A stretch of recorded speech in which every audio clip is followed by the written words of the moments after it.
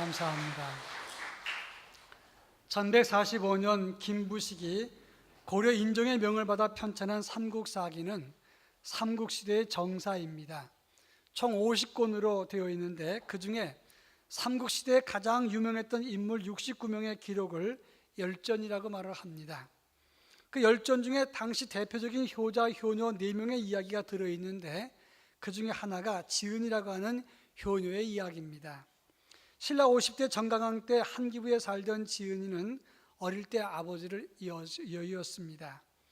홀로 어머니를 봉양하는데 어머니가 몸이 불편합니다. 집이 너무 가난해서 품팔이하고 구걸을 해서 어머니를 공양하다가 이제 더 이상 할 수가 없게 되니까 부잣집에 찾아가서 스스로 종이 되어서 쌀을 구했습니다. 하루 종일 남의 집에 노비로 열심히 일하다가 저물 때 집에 돌아와서 밥을 지어서 어머니를 부양합니다. 어머니가 하루는 말하기를 전에는 밥이 거칠어도 맛이 달았는데 지금은 밥이 좋은데 맛이 예전만 못하고 마치 칼이 마음속을 찌르는 것 듯하니 이것이 무슨 일이냐 물었습니다. 이 지은이는 눈물로 사실대로 말하니까 어머니가 통곡하면서 내가 내 딸을 팔아서 사는구나 이렇게 울었습니다. 그 이야기를 전해 들었던 효종랑이라고 하는 화랑이 곡식 백섬을 주고 옷가지를 주었습니다. 그리고 지은이의 그 노비를 몸값을 주고 자유하게 해줬습니다. 그 이야기를 들었던 다른 화랑들도 그 지은이를 돕게 되니까 왕이 감동을 하고 벼 500섬과 집 한 채를 주고 그 곡식을 훔치지 못하도록 병사를 보내서 그 집을 지켜주었다. 삼국사기 열전에 나오는 이야기입니다. 우리나라는 예로부터 효를 가장 중요시 여기는 문화였습니다. 1956년에 어머니 날을 제정해서 지키게 했고 1973년에 아버지의 은혜도 감사하자 그래서 어버이날로 변경을 해서 지금까지 지켜오고 있습니다. 교회는 5월 둘째 주를 어버이 주일로 공식적으로 정하고 있습니다. 오늘은 어버이 주를 맞이해서 우리 문화와 우리나라에서 아름다운 전통을 믿음 안에서 잘 계승하고 발전시켜서 어버이를 공경하는 교회 문화를 바르게 세우자 하는 그런 의미에서 오늘 이 말씀을 전하게 되었습니다. 오늘 우리가 읽은 본문의 말씀은 예수님께서 십자가에서 죽으시는 그 순간 자기 육신의 어머니 마리아에 대해서 끝까지 효도를 다하고 계시는 예수님에 대한 기록이라고 하는 것입니다.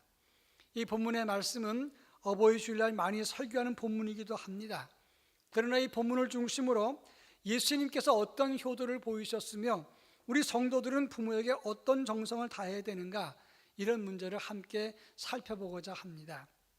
제일 먼저 26절 말씀을 다 같이 한번 읽어보겠습니다. 26절 예수께서 자기의 어머니와 사랑하시는 제자가 곁에 서 있는 것을 보시고 자기 어머니에게 말씀하시되 여자여 보소서 아들이니이다 하시고 오늘 본문에 보면 예수님은 죽는 순간까지 어머니를 존중하고 생각하고 있다고 하는 것입니다. 십자가에서 물과 피를 흘리시면서 고통스러운 상황이지만 예수님은 그 절박한 상황 속에서도 어머니를 배려했다고 하는 것입니다. 마리아와 요한이 함께 있는 것을 보시고 여자여 보소서 아들이니이다 이렇게 말을 했습니다. 그래서 여기서 말하는 여자여라는 말은 여자에게 하대하듯 하는 말이 아니라 원어를 보면 구나이라고 하는 단어를 씁니다. 이 구나이라고 하는 단어는 여성을 정중하고 예의 바르게 부를 때 사용했던 단어라고 하는 것입니다. 요한복음 2장 4절에 보면 가나의 혼인잔치에서 포도주가 없어서 물로 포도주를 만들 때 그때 그 소식을 알았던 마리아가 예수님께 부탁을 합니다. 이 집에 포도주가 떨어졌다. 그때 예수님이 여자여 나와 무슨 상관이 있나이까 그렇게 말씀했는데 그때 그 여자여라는 말과 같은 단어입니다. 요한이 이 단어를 사용한 의도는 이 가나의 포도주 기적이 예수님의 첫 번째 기적이라 요한이 말을 했는데 그때로부터 시작해서 마지막 십자가에서 죽으시는 그 순간 어머니를 구나이라고 부르는 그 기간, 이 기간이 예수님의 공생의 기간이라는 것을 설명하기 위해서 그래서 그것을 묶었다 이런 설명도 있습니다. 어떻든 예수님은 지금 십자가에서 육신이 찢겨지는 고통 속에서도 어머니를 존경하고 마지막 효도를 다하고 있다고 하는 것입니다. 저는 지난 5년 사이에 뇌출혈로 죽을 뻔했고 위경련과 결석의 고통을 겪어보았습니다. 어느 것이 힘든가 그렇게 물어보면 위험은 뇌출혈이 훨씬 더 위험합니다. 그런데 고통은 결석의 고통이 가장 컸다고 하는 겁니다. 사실 결석 경험 있는 분은 알겠지만 통증이 몰려오면 남을 생각할 여유가 없습니다. 찢어지는 듯한 그런 고통과 아픔이 찾아올 때 다른 누구를 생각할 수 없습니다. 예수님의 십자가상의 고통이 무엇입니까? 머리에 가시면류관을 쓰시고 피를 흘리셨습니다. 채찍에 맞아서 살갗이 터집니다. 그런데 그 채찍 끝에는 철 봉침이 있어서 한 번 칠 때마다 살점이 떨어져 나가고 그 속에 살 속에 이 침봉이 박혔다고 하는 겁니다. 손과 발목에 대못이 박혔고 옆구리에 창이 찔렸습니다. 물과 피를 흘리면서 폐에 피가 차서 호흡이 불가능합니다. 몸이 찢겨지고 그리고 뼈가 부서지고 살이 벗겨지고 그리고 살점이 뜯어져 나가는 그런 상황에서 누구를 생각할 여유가 없습니다. 있을 수가 없는 일입니다. 지금 예수님이 걸으시는 길은 인류 구속의 가장 위대하고 큰 일입니다. 구속사의 정점이 십자가입니다. 대의를 행하고 계실 때 다른 누구를 생각할 겨를이 없을 것입니다. 그런데 예수님은 그 마지막 순간 그 고통 속에서도 끝까지 어머니를 기억하고 존대할 뿐 아니라 어머니의 다음을 염려하고 배려하고 있다고 하는 것입니다. 이것이 예수님의 효도고 오늘 우리들이 본받아야 될 것이고 자녀들에게 분명히 가르쳐야 될 예수님의 효도라고 하는 것입니다.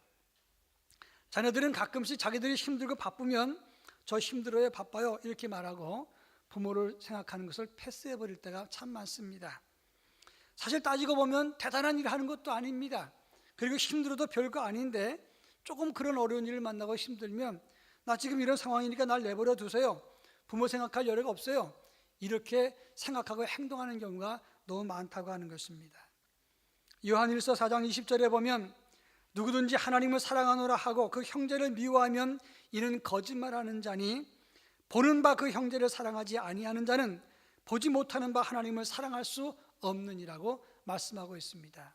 그런데 보는 바 그 형제를 사랑하지 아니하는 자, 보는 바 그 형제라고 하는 것은 그 안에 보이는 부모님, 가장 가까이 계시는 부모님도 포함된다는 사실을 알아야 됩니다. 부모님은 가장 가깝습니다. 그래서 너무 쉽게 생각을 하고 함부로 하고 안전하다고 생각하는 부모님께 사랑을 하지 않으면 우리의 신앙도 거짓이 된다는 사실을 알아야 되는 것입니다. 제 지난주 친구의 목사님이 동영상을 저한테 하나 보내줬습니다. 그 내용을 보면 늙으신 아버지를 귀찮게 여기던 아들이 있습니다. 아버지는 치매에 걸렸고 병원 치료를 받는데 하루는 아들은 병원 벤치에 앉아서 책을 읽고 아버지는 그 벤치 옆에 앉았습니다. 아버지가 나무 위를 보면서 나무 위에 있는 새, 저게 무슨 새니? 참새잖아요. 잠시 후에 조금 지나다니 아버지가 또 묻습니다. 저 나무 위에 있는 새가 무슨 새니? 귀찮게 방금 전에 참새라고 말하지 않았어요. 그리고 조금 지난 다음에 또 다시 묻습니다. 저 나무 위에 있는 새가 무슨 새니?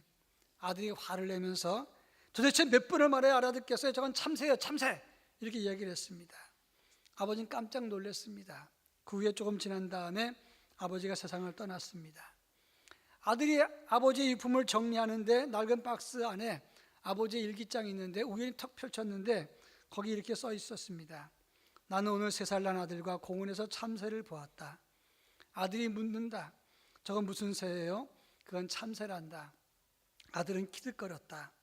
잠시 후에 아들은 그것을 잊어버린 것처럼 또다시 물었다. 아버지 저새 무슨 새예요? 저건 참새란다. 아들은 21번이나 내게 물었고 나는 자상하게 21번 알려주었다. 아들은 행복해했고 나도 행복했다 라고 써 있었습니다. 아버지는 자식이 21번이나 물어도 자상하게 가르쳐 줬는데 아들은 겨우 3번 그 아버지가 묻는 것에 아버지에게 폭발하듯이 대답을 했습니다. 이것이 오늘 우리의 모습이라고 하는 것입니다. 유대인의 탈무드에 보면 하나님이 이 세상 어느 곳에나 다 계실 수 없어서 그 대신 어머니를 이 세상에 보내주셨다 이렇게 기록을 하고 있습니다. 예수님은 죽음의 고통 절정에 달한 그 순간까지도 어머니를 잊지 않고 존중하고 염려했다고 하는 것입니다. 우리가 아무리 바빠도 아무리 힘들어도 예수님처럼 힘들고 바쁘겠습니까?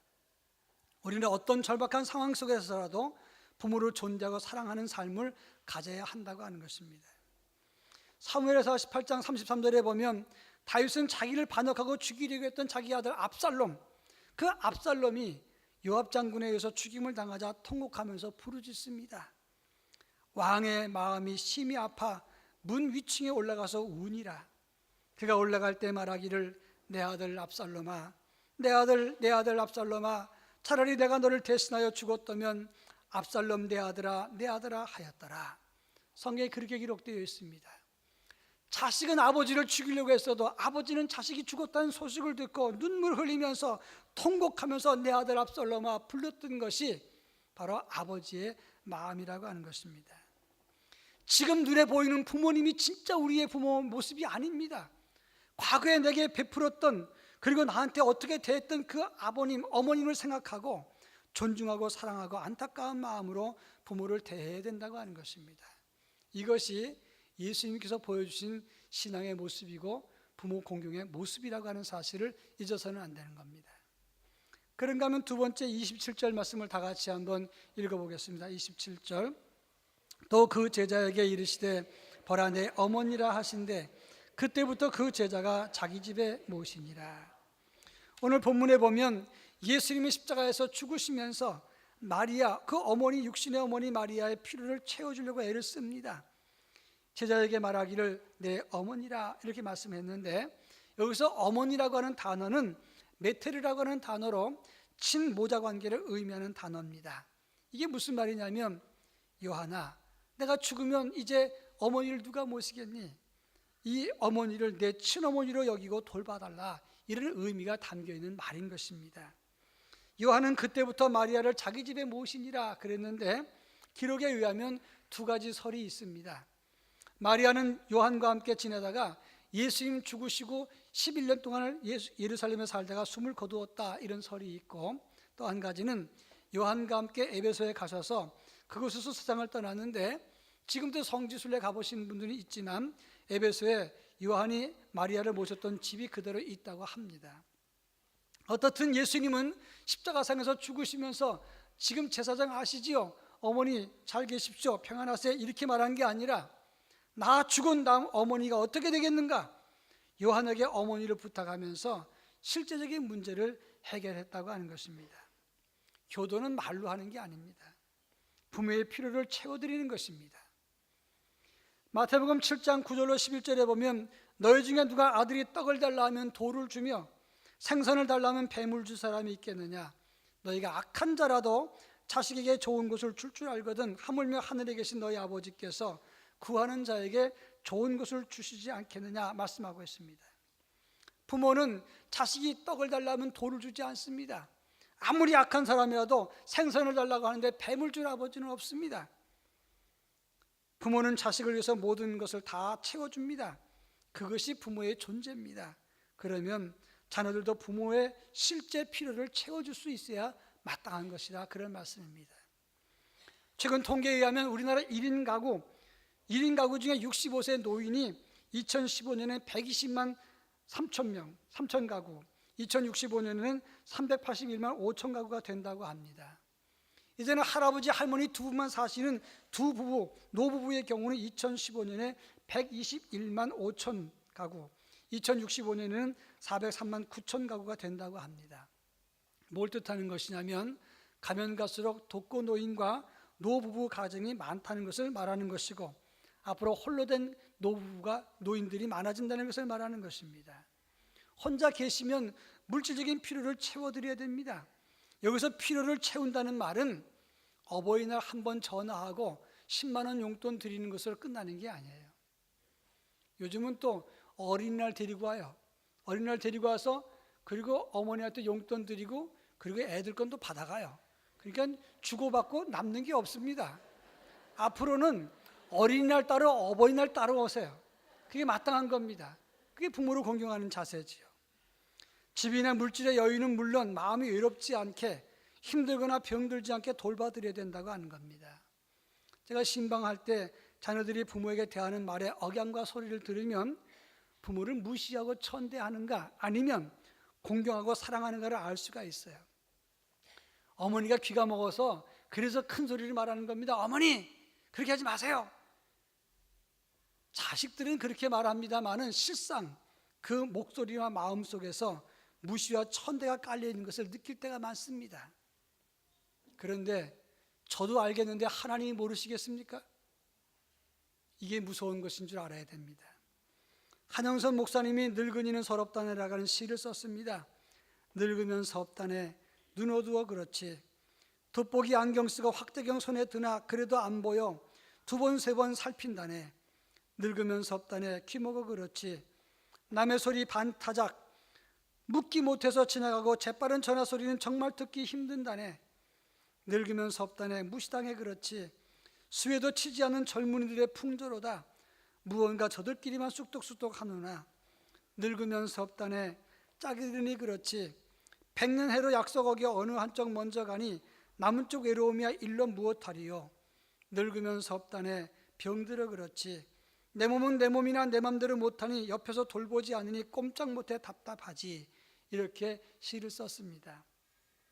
잠언 23장 22절에서 너를 낳은 아비에게 청정하고 내 늙은 어머니를 경히 여기지 말지니라 말씀했고 25절 26절에서는 내 부모를 즐겁게 하며 너 낳은 어미를 기쁘게 하라 내 아들아 내 마음을 내게 주며 내 눈으로 내 길을 즐거워할지어다 이렇게 말씀했습니다. 모든 부모의 공통적인 특징이 뭔지 아십니까? 자식들이 나와 이야기해 주는 겁니다. 자식들이 칭찬해주고 인정해 줄 때 부모는 눈물 나고 행복하고 보람되고 내가 사는 존재의 가치와 감격이 있다고 생각을 합니다. 그런데 반대로 부모를 무시하고 천대하면 젊을 때는 자식과 싸웁니다. 근데 나이 먹으면 못 싸워요. 차라리 싸우면 괜찮은데 싸우지 않고 속으로 참으면 그 참는 것이 속으로 내사해서 자기 속이 썩습니다. 그런데 하나님이 이 썩은 마음을 잘 아신단 말이에요. 이게 무서운 겁니다. 이스라엘 백성들이 자기 하나님을 무시하고 거역하고 원망하고 불평했을 때 하나님은 속 썩는 고통을 아셨습니다. 그게 어떤 건지 아셨습니다. 그래서 부모의 속 썩는 것 어떤 마음인지 아시고 하나님은 부모 가슴에 대못 박고 속 썩게 하는 사람에게 복을 주지 않습니다. 이게 무서운 일이라는 사실을 자식들은 알아야 되는 것이고 이것을 자식들에게 가르쳐야 되는 것입니다. 그래야 영적 권위가 있는 것이고 자식들에게 바르게 살게 만드는 것임을 알아야 되는 것입니다. 그런가 하면 부모 공경을 잘했을 때 하나님이 어떻게 하시는가? 에베소 6장 1절로 3절에 보면 자녀들아 주 안에서 너희 부모에게 순종하라 이것이 옳으니라 내 아버지와 어머니를 공경하라 이것은 약속 있는 첫 계명이니 이로써 내가 잘되고 땅에서 장수하리라 성경이 분명히 말씀하고 있습니다. 이로써 내가 잘되고 땅에서 장수한다. 여기에 중요한 포인트가 있어요. 마리아를 자기 집에 모셨던 요한은 어떻게 되었습니까? 12사도 중에서 순교하지 않고 장수한 유일한 사람이 되었습니다. 거의 100세까지 살았어요. 그리고 사랑의 복음을 전했다고 하는 것입니다. 성경의 말씀 그대로 하나님이 그를 기억했어요. 사무엘상 2장에 보면 하나님 말씀을 거역하고 아버지 엘리의 말씀을 듣지 않았던 홈리와 비느하스, 하나님이 어떤 징계를 내렸습니까? 그들은 제사장이었지만 이스라엘 백성의 지도자였지만 하나님은 가차없이 심판하셨습니다. 홈리와 비느하스 한날에 죽을 것이다. 내 집에 노인이 없고 내 후손들이 젊어서 죽으리라. 그리고 하나님의 영광이 떠난다. 그래서 이가봇의 가문이 되게 했다고 하는 겁니다. 잠언 30장 17절에 보면 아비를 조롱하며 어미 순종하기를 싫어하는 자의 눈은 골짜기에 까마귀에게 쪼이고 독수리 새끼에게 먹히리라 성경은 말씀하고 있어요. 반대로 부모 공경을 잘했을 때 어떤 복을 주셨는가? 룻기서 1장 16절 이후에 보면 어머니의 백성이 나의 백성이 되고 어머니의 하나님이 나의 하나님이 되시리니 어머니께서 죽으시는 곳에 나도 죽어 거기 묻힐 것이라 이렇게 말했던 룻, 끝까지 나오미를 따라갔던 룻은 보아스와 결혼해서 오벳을 낳았습니다. 그 오벳이 누굽니까? 다윗 왕의 할아버지예요. 결국 끝까지 어머니를 따르고 봉양했던 룻은 이방 사람 모압 여인이었지만 예수 메시아의 조상이 되었다고 하는 것입니다. 중국 장개석 총통을 30년간 모셨던 시종무관 옴기 장군이 쓴 글에 나오는 이야기입니다. 장개석 생일날 좋은 음식을 대접하려고 하니까 내 생일날은 어머니가 날 낳으면서 고생한 날인데 날 낳기 위해서 고생한 것은 어머니인데 내가 어떻게 좋은 상을 받겠습니까? 거절했습니다. 그 오문기 장군이 이런 말을 했습니다. 그런 효심이 있었기에 큰 인물이 됐다라고 설명을 합니다. 미국 필라델피아 한 소년이 너무 가난했습니다. 어머니는 날마다 상점에서 물건을 담아가지고 그걸 배달하는 일을 했습니다. 근데 그 가방이 너무 무거웠어요. 여러 개를 갖고 다니니까 너무 힘들었는데, 그런데 생계를 유지해야 되니까 어머니가 그 일을 하는 걸 보고 어떻게 어머니 힘든 것을 덜어드릴까, 이 소년이 연구하다가 1887년 종이로 가방을 만들어 드렸습니다. 그것이 바로 지금 쇼핑백의 시작이었어요. 어머니는 가벼운 가방에 짐을 알아서 좋았고 그 아이디어로 이 아이는 큰 부자가 됐는데, 그 소년이 찰스 스틸웰이라고 하는 그런 사람입니다. 효심이 부자를 만들게 했어요. 복된 인생, 하나님의 축복을 누리는 삶을 살기 원한다면 멀리서 복을 찾지 마십시오. 특별한 일을 많이 해서 복을 누리는 것이 아닙니다. 가장 가까이 계신 부모님에게 존경과 필요 그리고 믿음을 드려야 되는 것이고, 부모님의 경건과 영성을 이어받는 것이 복의 길인 것을 기억해야 되는 것입니다. 만약에 부모님이 안 계시다면 가까이 계신 어른들과 노인들을 공경하고 잘 섬겨야 됩니다. 그리고 영혼의 아버지 되신 하나님께 충성스러운 믿음을 가져서 하나님의 자랑과 기쁨이 되어야 되는 것입니다. 그리고 분명한 것은 우리 자녀들에게 예수님의 효도를 가르쳐야 되는 겁니다. 받아들이지 않더라도, 야단을 치고 때로는 충돌하더라도 예수님의 효도를 가르쳐야 그들 스스로가 복을 받고 복된 인생을 살아가는 것이고 믿음의 명문 가문을 이어가게 하는 것입니다. 이 땅에서 잘되고 형통하는 길은 하나님의 칭찬과 인정을 받는 길입니다.